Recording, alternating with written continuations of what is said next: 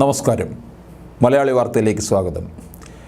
ബംഗാളിലെ സന്ദേശ് ഖാലിയിലെ നടത്തിയ അന്വേഷണത്തിലും തെളിവെടുപ്പിലും ലഭിച്ചിരിക്കുന്നത് ഞെട്ടിക്കുന്ന വിവരങ്ങളെന്നാണ് വസ്തുതാ അന്വേഷണ സംഘം.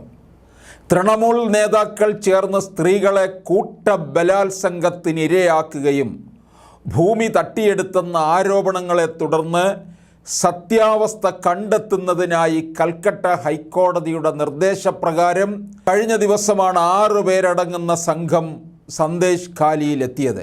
പാട്ന ഹൈക്കോടതി മുൻ ചീഫ് ജസ്റ്റിസ് എൽ നരസിംഹ റെഡ്ഡിയുടെ നേതൃത്വത്തിലുള്ള സംഘമാണ് അന്വേഷണത്തിനെത്തിയത്.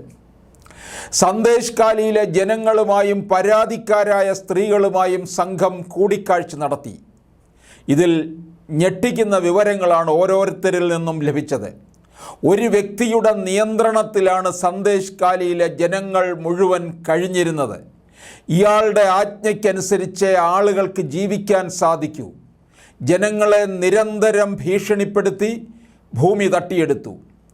സന്ദേശ് ഖാലിയിലെ കുടുംബങ്ങളെല്ലാം TMC നേതാവിൻ്റെ നേതൃത്വത്തിലുള്ള സംഘം ആക്രമിച്ചു വഴിയാധാരമാക്കി. ഭർത്താക്കന്മാരെയെല്ലാം ബാറിലേക്ക് കൊണ്ടുപോകും. സ്ത്രീകളെ അർദ്ധരാത്രിക്ക് ശേഷം പോലീസ് സ്റ്റേഷനിലേക്ക് എത്തിച്ച് ഭൂമി തട്ടിയെടുക്കും. ഇനി കട നടത്തുന്നവർ ആണെങ്കിൽ ഉടമകൾ പ്രതിമാസം 20,000 മുതൽ 25,000 വരെ ഷാജഹാൻ ഷെയ്ഖിനോ അനുയായിക്കോ നൽകണം.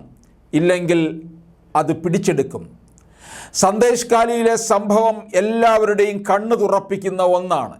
ഇവിടുത്തെ സ്ത്രീകൾ അഭിനന്ദനത്തിന് അർഹരാണ്. കേസിൽ അടുത്തിടെ ഉണ്ടായ പുരോഗമനം അവർ പൊരുതി നേടിയതാണെന്നും അന്വേഷണ സംഘം പ്രതികരിച്ചു. അവിടുത്തെ പല ക്ഷേത്ര പരിസരങ്ങളിലും സംഘം തെളിവെടുപ്പ് നടത്തി. കോടതി അനുമതിയുടെ അടിസ്ഥാനത്തിലാണ് ഇവിടെയെല്ലാം സന്ദർശിച്ചതെന്നും അവർ പറയുന്നുണ്ട്.